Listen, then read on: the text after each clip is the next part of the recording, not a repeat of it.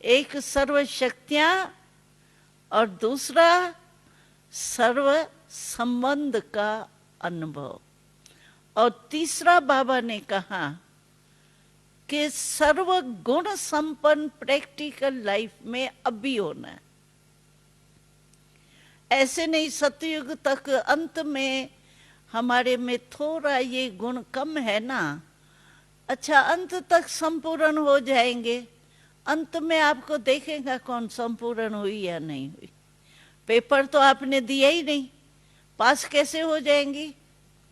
मानो मेरे में निर्णय शक्ति तो ठीक है, लेकिन मेरे में जो है वो अंतर्मुखता का गुण मतलब कम है। मानो मैं ज्यादा वो बोलचाल में आती हूँ, थोड़ा हल्के रूप में रहती हूँ, अंतर्मुखता का अनुभव हमको नहीं है।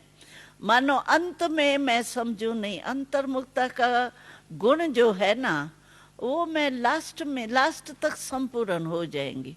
लेकिन पेपर कौन लेगा मेरा अंतर्मुखी है या नहीं है। पेपर तो अभी देना पड़ेगा ना, तभी तो पास मार्क्स मिलेंगी।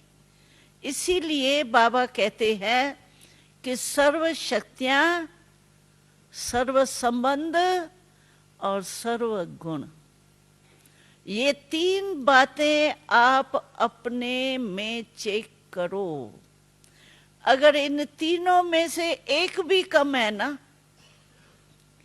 भाई गुण एक नहीं है तो कोई अर्जा नहीं, अंतर्मुखता नहीं है, रमणीक हूं मैं, ठीक है, लेकिन अंतर्मुखता के बिना आप मनसा सेवा नहीं कर सकते। जब अंतर मन में शक्ति भरे, अंतर्मुखी होके अंतर मन में शक्तियां भरो, तभी मनसा सेवा आप कर सकती। नहीं तो मनसा सेवा आपका यहां से यहां तक ही नहीं पहुंचेगी। मनसा विश्व की तो बात ही छोड़ो।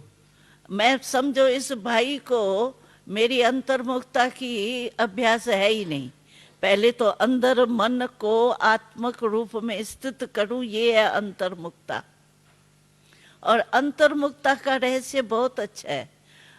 आप देखो, अंतर्मुख कहते हैं, मुख क्यों कहते हैं?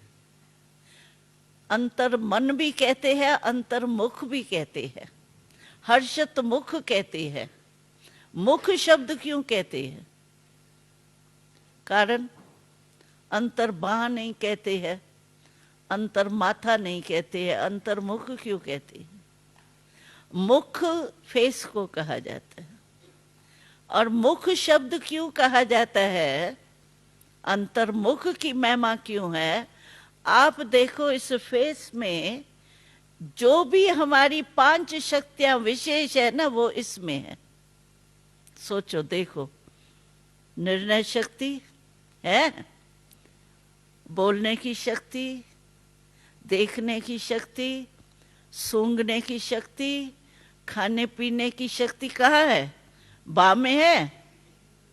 किसमें है सर्व शक्तियां? फेस में है ना। तो इसको फेस को कहते हैं मुख।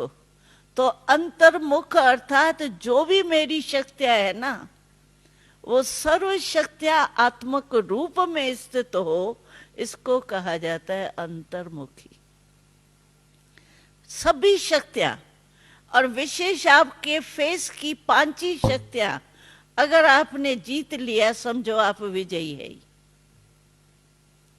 क्योंकि मुख्य तो यही है ना शक्तियां। अगर आसक्ति होती है तो मुख से होती है ना, खाने पीने की मुख से होगी ना। सुनने की आदत होती है, सुनती रहूं, गीत सुनती रहूं, किसकी बातें सुनती रहूं, कान भी इधर है। सोचती रहूं फालतू, सोच भी यही है। देखती रहूं तो आंखें भी यही है, धोखा तो यही देती है ना। इसीलिए बाबा कहता है, हमारा स्लोगन है अंतर्मुखी सदा सुखी। ये स्लोगन है हमारा। जो अंतर्मुखी होगा, यानी 5 ही विशेष शक्तियां आत्मक रूप में स्थित होंगी। अंदर हमारा क्या है? आत्मा ही तो है ना। तो अंतर्मुखी माना 5 ही शक्तियां हमारी आत्मक रूप में स्थित होंगी। इसको कहा जाता है अंतर्मुखी सदा सुखी।